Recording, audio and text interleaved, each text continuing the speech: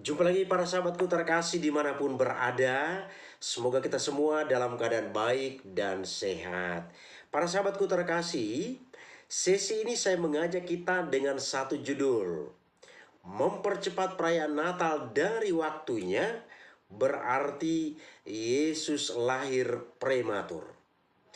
Para sahabatku terkasih dimanapun berada, kita lihat, kita sebagai manusia, kita melihat bahwa segala sesuatu yang ada di muka bumi ini butuh proses untuk menjadi.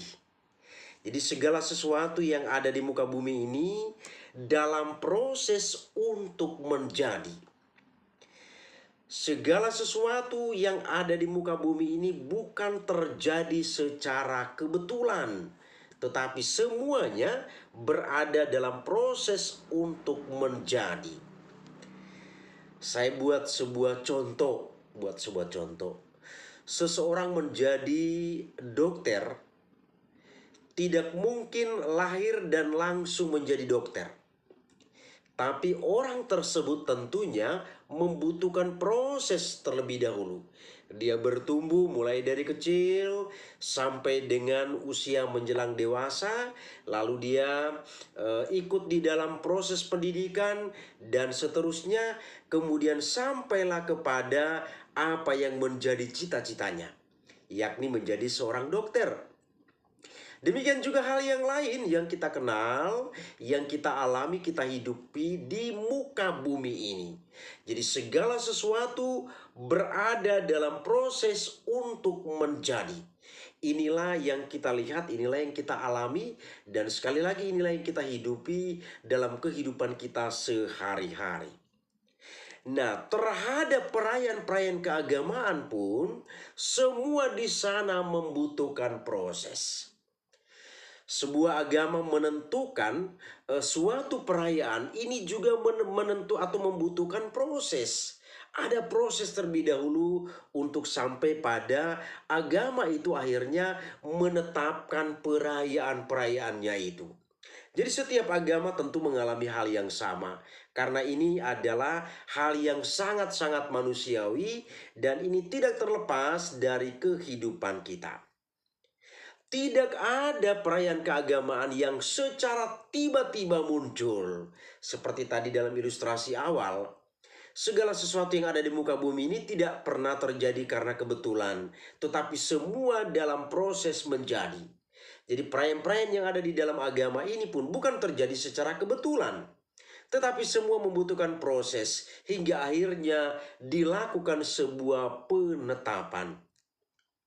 Para sahabatku terkasih, Natal adalah bagian dari tradisi suci yang dihidupi oleh Gereja Katolik. Jadi perayaan Natal, seperti saya pernah katakan dalam video sebelumnya, di sana ada Advent, ada Natal, Prapaskah, Paskah, kemudian perayaan Minggu Biasa, dan lain sebagainya. Itu adalah hal-hal yang ada di dalam tradisi suci di dalam Gereja Katolik. Dan sebelum sampai pada tanggal 25 Desember yang merupakan perayaan kelahiran Yesus itu, ada proses terlebih dahulu. Jadi ada proses sampai pada penetapan tanggal itu. Demikian juga untuk sampai pada tanggal itu dirayakan, ada juga hal yang dilakukan. Ada persiapan terlebih dahulu. Itulah yang disebut dengan masa Advent. Jadi menetapkan tanggal 25 itu saja sudah butuh proses. Itulah prosesnya dalam tradisi. Kemudian untuk menyambut perayaan itu juga butuh proses. Maka tadi saya katakan, tidak ada sesuatu pun di muka bumi ini yang terjadi secara kebetulan. Semua berada di dalam bingkai proses. Pertanyaan, mengapa Natal dirayakan tanggal 25 Desember? Jawabannya adalah bahwa ini sudah masuk dalam bingkai tradisi suci dan Gereja Katolik berpegang teguh pada tradisi suci ini. Sudah banyak sekali orang yang bertanya, saya perhatikan di berbagai media, kenapa gereja Katolik itu merayakan Natal tanggal 25 Desember? Macam-macam argumen, pertanyaan yang dilontarkan di sana. Tanpa disadari bahwa ini sudah masuk dalam bingkai tradisi. Tradisi itu ada, tentu sudah ada proses. Dan menetapkan tanggal itu juga butuh pertimbangan tertentu hingga pada penetapan itu. Dan gereja Katolik di sini berpegang teguh pada tradisi, dan tanggal 25 Desember itu sendiri adalah bagian dari tradisi suci. Jadi, perayaan Natal adalah tradisi suci dalam gereja Katolik dan bukan dalam gereja-gereja denominasi. Jadi perayaan Natal itu adalah bagian dari tradisi sucinya gereja Katolik dan bukan bagian atau hal-hal yang timbul dari denominasi. Itu adalah bagian dari tradisi suci gereja Katolik. Ada yang beri komentar dalam video sebelumnya begini.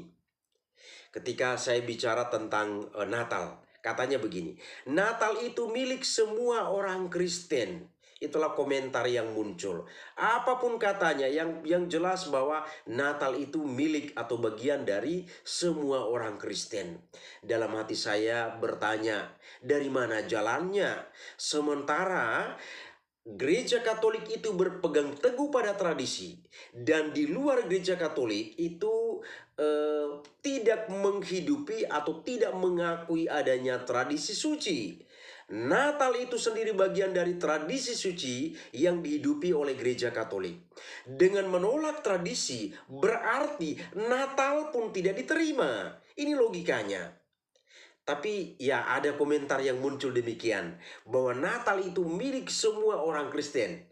Itulah kira-kira komentar yang muncul dalam video sebelumnya. Nah, para sahabatku terkasih, Natal, Paskah, Advent, dan lain sebagainya, sekali lagi itu adalah bagian atau bagian dari tradisi suci gereja Katolik, dan yang lain-lainnya ikut merayakan itu karena ikut-ikutan. Yang jelas di sini bahwa perayaan-perayaan iman ini adalah bagian dari tradisi suci gereja Katolik. Nah, para sahabatku terkasih, sebuah kebingungan demikian. Sebuah kebingungan. Yang menjadi kebingungan kita adalah kaum denominasi itu menolak tradisi suci. Ini tadi sudah saya katakan dalam hantaran di atas. Kaum denominasi itu menolak tradisi dengan mengatakan bahwa hal-hal itu adalah pekerjaan manusia dan bukan pekerjaan Tuhan. Tapi mereka merayakannya juga. Aneh kan? Ini sesuatu yang aneh. Maka saya pernah bicara dalam satu video sebelumnya tentang sebuah kerancuan mengenai konsep sola scriptura. Konsep sola scriptura. Karena di sana semua hal harus berdasarkan Alkitab, harus biblis, harus alkitabiah. Tapi ada banyak hal yang dibicarakan di dalam kitab suci toh diabaikan. Sementara Natal ini tidak ada dibicarakan di dalam kitab suci, tapi mereka ikut merayakannya. Kemudian mengatakan bahwa Natal ini milik semua orang Kristen. Maka ini sesuatu yang aneh, sesuatu yang aneh. Maka di sini saya katakan demikian, bro, pertahankan konsep sola scripturamu. Jangan plim-plan dengan ajaranmu. Pertahankanlah konsep sola scripturamu itu. Karena apa? Di sana semua hal harus biblis, harus alkitabiah. Apakah Natal di sini dibicarakan dalam kitab suci atau di dalam Alkitab? Di sana tidak dibicarakan. Di sana tidak disuruh kita merayakan Natal. Pertahankanlah konsep sola scripturamu itu. Jangan plim-plan terhadap ajaran imanmu. Masa bisa berubah-ubah ajaran itu? Dan konsep dasar tentang sola scriptura itu kok menjadi hilang? Maka Anda perlu pertahankan konsep dasar dari sola scriptura itu. Jangan menjadi plim-plan. Jangan menjadi berubah-ubah ajaran itu. Natal tidak ada tertulis di dalam Alkitab sekali lagi. Maka di sini sebenarnya Anda itu ikut-ikutan merayakan. Jadi Natal itu sebenarnya bukan milik semua orang Kristen. Tapi Natal itu, perayaan Natal itu sendiri adalah milik gereja Katolik. Karena itu berangkat dari tradisi suci. Sementara Anda sendiri menolak tradisi suci. Mana mungkin Anda bisa memiliki perayaan itu? Maka di sini semakin jelas ketidakjelasan dan ketidaklurusan konsep beriman itu. Maka dalam video sebelumnya saya singgung soal kerancuan konsep sola scriptura. Semua hal harus biblis, semua hal harus alkitabiah. Tapi faktanya pertama, hal-hal yang tertulis di dalam Alkitab tidak semua dibicarakan. Saya selalu angkat itu. Bunda Maria itu jelas-jelas dibicarakan di dalam Alkitab. Berapa perikop kitab suci yang bicara tentang Bunda Maria, tapi sama sekali tidak disinggung, tidak dibicarakan di sana. Lalu hal ini, Natal ini tidak ada tertulis di dalam Alkitab. Tidak disuruh juga untuk merayakan Natal itu. Tapi gereja Katolik karena berpegang teguh pada tradisi suci merayakan perayaan ini. Dan akhirnya di luar gereja Katolik mulai ikut-ikutan. Maka saya katakan konsep sola scriptura menjadi kacau, menjadi tidak lurus lagi.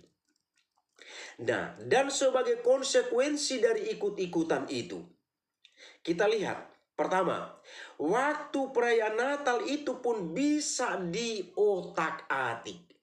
Karena ikut-ikutan itu tidak punya sebuah pegangan yang menjadi atau sesuatu yang mendasar. Kalau gereja Katolik berpegang teguh pada tradisi suci, maka inilah dasar ajaran iman itu. Jadi kalau mereka tidak punya pegangan yang jelas, maka perayaan waktu Natal itu bisa diotak-atik. Waktunya jadi bebas. Kemudian yang penting di sini adalah berkumpul dan berpesta. Berkumpul dan berpesta itu yang saya perhatikan. Jadi waktunya suka-suka kapanpun mau dirayakan. Tanggal 1 Desember sudah mulai orang sibuk merayakan Natal. Dan di sana itu prinsipnya adalah yang penting kumpul dan berpesta. Itu yang saya perhatikan. Nah, kalau gereja Katolik itu jelas momen untuk perayaannya tadi. Itu yang sudah saya katakan beberapa kali dalam hantaran, demikian juga dalam ulasan ini. Nah, di sini tidak penting makna yang terkandung di dalam perayaan istimewa itu. Tidak penting lagi. Karena tanggalnya pun suka-suka. Kemudian di sana yang paling penting adalah berkumpul dan berpesta. Maka maknanya itu menjadi kabur. Bayangkan. Natal dalam tradisi suci tanggal 25 Desember, tanggal 1 Desember sudah dirayakan. Apa makna yang diperoleh di sana? Sama seperti saya lahir tanggal 27.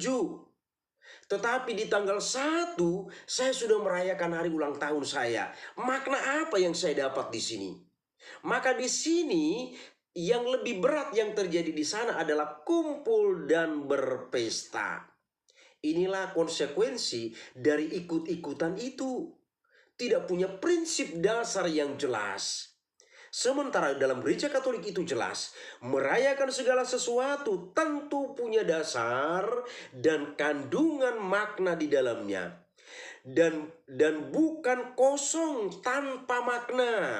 Itulah dalam gereja Katolik. Merayakan sesuatu itu sudah punya dasar, sudah punya makna. Bukan kosong-kosong begitu saja. Maka Natal tidak pernah suka-suka waktu dalam gereja Katolik. Dalam video sebelumnya saya sudah bahas juga, dalam tradisi gereja Katolik, Natal itu dirayakan tanggal 25 Desember. Dan sekurang-kurangnya, atau kalau mau di sebelum tanggal 25 Desember itu adalah tanggal 24 malam, 24 Desember malam. Itulah perayaan malam Natal. Para sahabatku terkasih, itu konsekuensi yang pertama, akibat suka-suka. Maka waktu perayaan pun bisa diotak-atik. Tidak punya dasar yang jelas dalam merayakan perayaan Natal. Yang kedua, memaksa Bunda Maria untuk mempercepat melahirkan Yesus. Bunda Maria tidak dihargai oleh mereka, tidak mendapat tempat istimewa di dalam kepercayaan atau konsep ajaran mereka.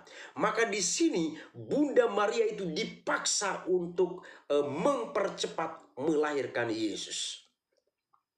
Dalam tradisi suci, Yesus lahir tanggal 25 Desember, tapi dipaksa untuk lebih cepat lahir. Itulah yang terjadi. Jadi Bunda Maria pun dipaksa di sini untuk lebih cepat lahir, melahirkan Yesus. Dalam sebuah catatan sejarah, ini perlu kita ketahui, perlu kita pahami supaya kenapa di dalam gereja Katolik itu konsep atau tradisi ini begitu teguh dan itu dipegang dengan baik oleh umat beriman Katolik atau gereja Katolik. Dalam sebuah catatan bersejarah dan dirayakan oleh gereja Katolik hingga saat ini, bahwa Bunda Maria itu menerima kabar gembira atau kabar sukacita dari malaikat Gabriel itu terjadi pada tanggal 25 Maret. Inilah pentingnya tradisi itu. Kenapa ini bisa didapat? Ini tentunya berasal dari tradisi. Berasal dari tradisi.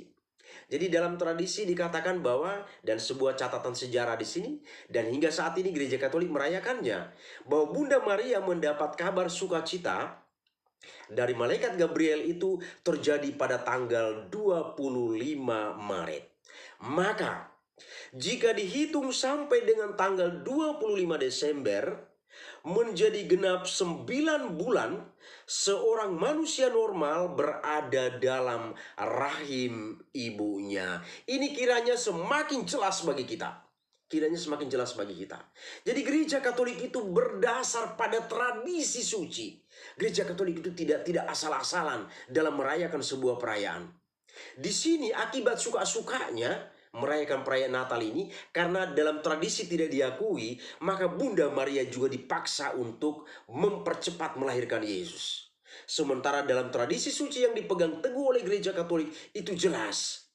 Maria menerima kabar sukacita tanggal 25 Maret, maka sampailah tanggal 25 Desember, genap 9 bulan seorang manusia normal berada di dalam rahim seorang wanita atau seorang ibu. Nah, yang dilakukan oleh denominasi di sini adalah memaksa Yesus untuk lebih cepat lahir. Maka Yesus dalam ajaran atau dalam pemahaman denominasi adalah Yesus yang prematur. Yesus yang prematur. Karena dasarnya tidak jelas. Kemudian semua sudah ada di dalam gereja Katolik menurut tradisi. Tetapi mereka karena dasarnya tidak jelas suka-sukanya, mengotak-atik sana dan mengotak-atik sini, Bunda Maria juga dipaksa untuk mempercepat melahirkan Yesus. Maka Yesus yang lahir dari rahim Maria karena dipaksa itu, Yesus yang lahir itu adalah Yesus yang prematur. Yesus yang prematur. Nah, kemudian hal yang ketiga, akibat suka-sukanya, tidak punya dasar yang jelas, ikut-ikutan merayakan perayaan ini, maka mereka juga memaksa Allah untuk mengikuti kemauan mereka. Kalau masuk dalam sebuah ajaran iman, berarti Allah sudah tahu tentang konsep ajaran ini. Di sini Yesus lahir dalam tradisi suci itu tanggal 25 Desember. Tapi di sini karena dipaksa untuk dipercepat, maka Allah pun dipaksa untuk mengikuti pola berpikir atau mengikuti kemauan mereka. Gereja Katolik jelas, gereja Katolik tidak memaksa Allah karena konsep ajarannya sudah jelas. Bunda Maria diberi kebebasan. Kemudian Allah juga tidak diajak atau tidak dibuat masuk dalam alam berpikir kita yang begitu sempit dan sederhana. Nah, inilah yang dilakukan oleh mereka. Akhirnya Yesus yang lahir sebelum waktunya, sebelum tanggal 25 Desember menjadi Yesus yang prematur. Demikianlah para sahabatku terkasih, semoga ulasan ini bermanfaat bagi kita. Terima kasih, Tuhan memberkati.